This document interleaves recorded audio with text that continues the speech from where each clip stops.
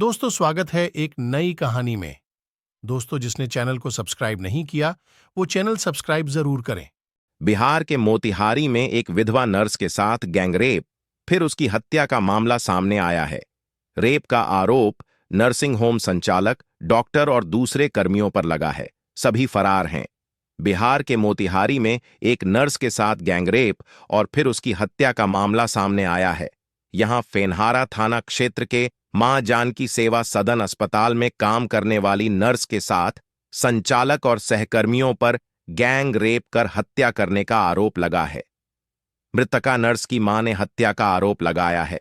Nurse का शव मुजफ्फरपुर से एक एम्बुलेंस से बरामद हुआ है। बताया जा रहा है कि वह 2 दिनों से गायब थी। शव बरामद होने के बाद परिवार में कोहराम मच गया है। पुलिस ने इस मामले में एक आरोपी को गिरफ्तार किया है।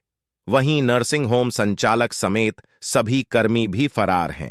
पुलिस गिरफ्तार आरोपी से पूछताछ कर रही है। ड्यूटी से नहीं लौटी, घर मृतक नर्स की मां की शिकायत पर फेनहारा। पुलिस ने नर्सिंग होम संचालक सहित 5 नामजद पर रेप कर हत्या करने के आरोप में मामला दर्ज किया है। मृतका की मां ने पुलिस की दी शिकायत में बताया है कि उसकी बेटी 2 दिन पहले ड्यूटी पर गई थी, लेकिन वह काम खत्म होने के बाद घर नहीं लौटी। संचालक समेत सभी कर्मी थे फरार। इसके बाद परिजन उसकी तलाश में नर्सिंग होम गए तो संचालक सहित सभी कर्मी फरार थे।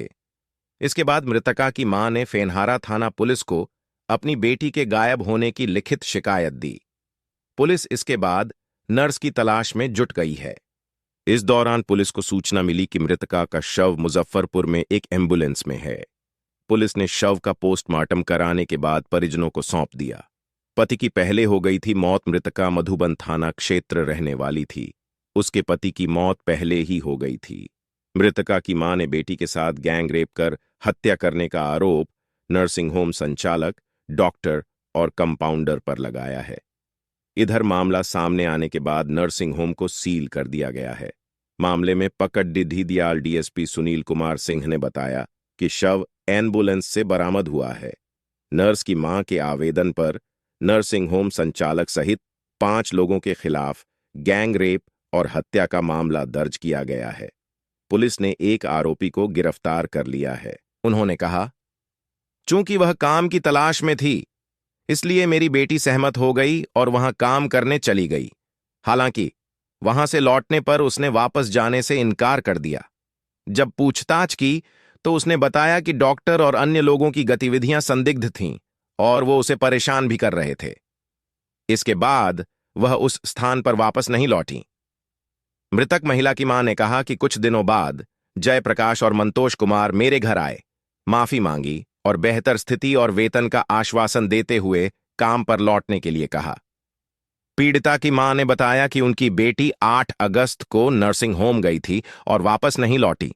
इसके बाद जयप्रकाश ने महिला की मां को सूचित किया कि उसकी तबीयत बिगड़ रही है और वह मुजफ्फरपुर में है। हालांकि हमें वह उस अस्पताल में नहीं मिली जिसका उसने जिक्र किया था। काफी खोजबीन के बाद मेरी बेटी का शव एक एम्बुलेंस में मिला। उसकी मां के बयान के आधार पर पुलिस ने डॉक्टर समेत 5 लोगों के खिलाफ मामला दर्ज किया है और एक आरोपी को गिरफ्तार भी किया है। पुलिस बाकी आरोपियों की तलाश कर रही है। स्थानीय पुलिस का दावा है जल्द ही सभी आरोपियों को गिरफ्तार कर लिया जाएगा। मृतका की मां ने कहा कि जब मेरी बेटी घर नहीं लौटी तो मैं नर्सिंग होम गई थी, जो मुझे बंद मिला। मैंने अपनी बेटी को हर जगह तलाशा, लेकिन वो नहीं मिली। फिर शुक्रवार को मुझे एक पुलिस वाले का फोन आया।